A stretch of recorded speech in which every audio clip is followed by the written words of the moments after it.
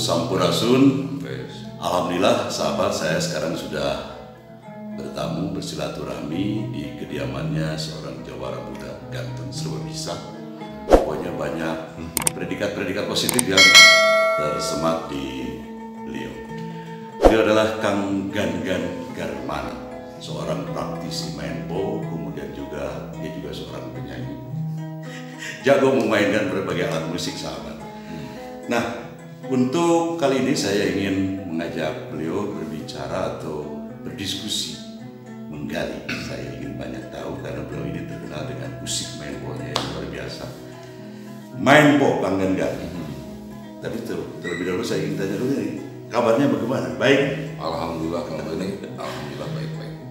Ganteng saja ya sahabat, awet muda. Amin. Yang juga sama. Awet rajat ya.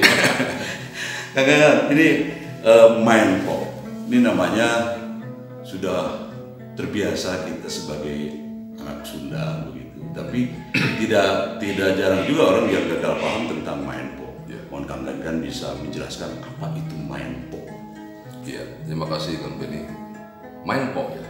Nah, maenpo itu kalau kita bahasa sederhanakan kita sebutan nama itu. Nama bela diri Jawa Barat. Nah, maenpo ada penca, ada usi, ada amangan. Itu kalau saya simpulkan itu sinonim. Maenpo itu penca, ya. Penca itu maenpo. Maenpo itu usik, usik itu maenpo. Amangan sama. Hanya yang harus diketahui secara prinsip, ya, apa isi penca, apa isi maenpo gitu. Dan berasal dari mana? Berasal dari mana? Jadi referensi-referensi atau informasi yang saya dapat dari para guru-guru bahwa maenpo itu memang lahir di daerah Cianjur. Dari Cianjur, dari Cianjur gitu kan. Dan itu pun sebutan maenpo itu kita boleh juga menyebut bahasa Kirata kan. Bahasa Kirata. Nah, ada yang hutan maenpe tadinya, main pepehan. Maenpe jadi bukan jadi artinya main pukul gitu kan. Maenpe ada maenpo. Jadi artinya ada bahasa-bahasa komunikasi waktu itu antara kita dengan bangsa asing misalnya. Nah, konon katanya Kang ini juga ya, pernah terjadi pertempuran antara Jawara Sunda dengan pihak bela diri asing. Ya. Saya tidak akan sebutkan mana-mananya.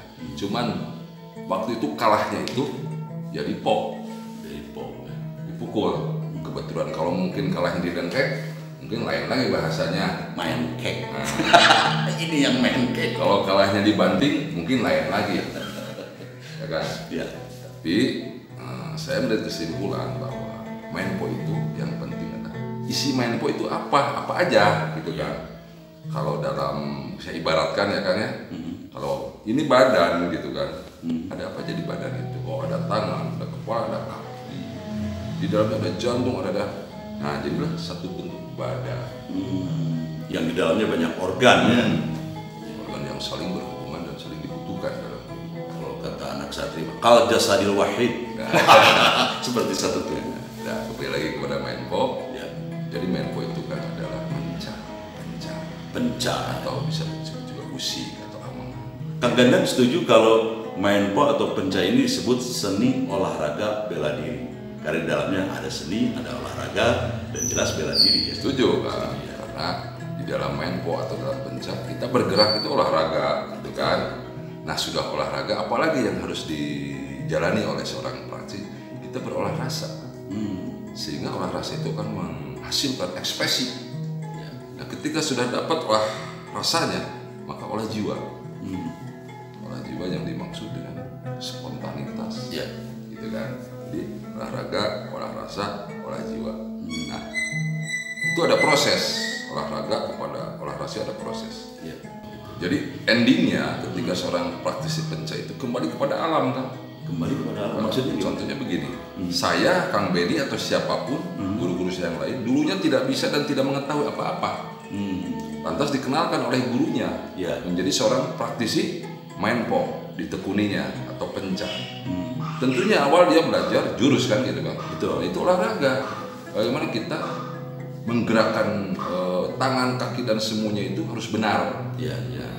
Ketika jurusnya sudah bagus, olahraganya sudah bagus, maka jurus itu atau olahraga itu harus pakai rasa. Ya. Nah, bermainlah perasaan ekspresi.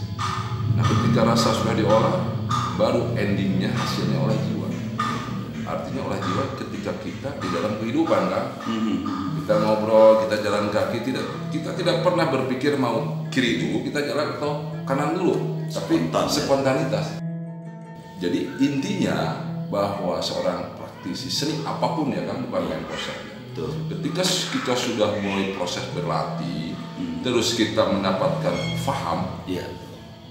artinya pelaksana itu kan harus timbul diri kita yang sejati. Orang Sunda bilang kuringnya kan gitu.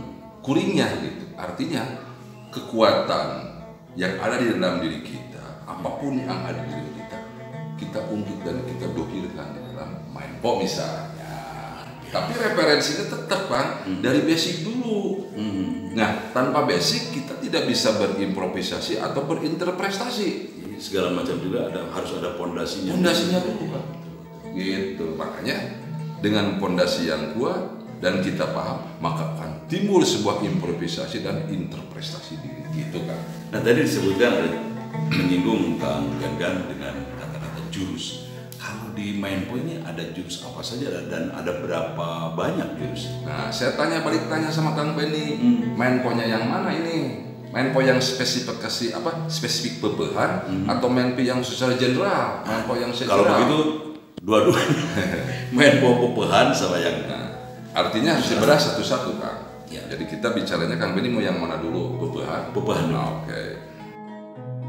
Artinya kalau Mindpo bebehan, artinya menitik beratkan, anggap aja 95% atau 90% menyelesaikan lawan itu dengan cara memukul kan, mebeh gitu kan.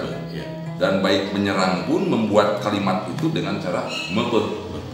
Itu kan. Itu ada berapa jurus kalau bebehan? Kalau yang saya dulu dari guru-guru saya ada 11 jurus kan. 11 jurus gitu kan. Nah itu pondasi yang harus dimiliki oleh setiap praktisi Mindpo dari awal atau yang sudah sekarang berjalan itu yang harus dimiliki gitu kan. Ya. Basic itu. Saya suka lihat di YouTube juga ini gerakan-gerakan Kang Gan ini luar biasa.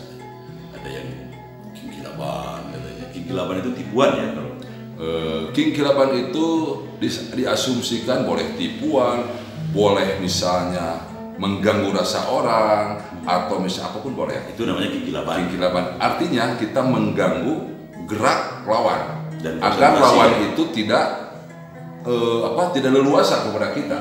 Menjadi orang Sunda bilang bahasa praktisnya kagok. Ngagok Ngagokinan. rasanya gitu kan. Dan di dalam Mindpo itu tentunya ada gerak inti, gerak wajib inti dan ada interpretasi kan. Nah yang paling sulit itu adalah berinterpretasi. Artinya kenapa sulit gitu? Beda dengan inti. Karena kalau inti itu jelas kita belajar inti itu dari awal sudah inti. Tapi setelah kita mulai proses inti kan, baru kita bergerak itu harus gerakan-gerakan yang ganjil. Pokoknya ini kalau dilanjut bisa durasinya 1 jam ini ya. Kita akan bagi 2, jadi ada bagian 1 dan bagian 2. Sekali lagi tetap bersama kami di sini di Kalau diibaratkan kalau ini ekstra ya kan. ekstranya begitu. Ekstranya bagian pertamanya nanti ada juga bagian keduanya. Kalau di 1 ini kepanjangannya. Ya, baik, jangan kemana-mana, tetap di sini dan jangan lupa dilanjutkan di bagian yang kedua.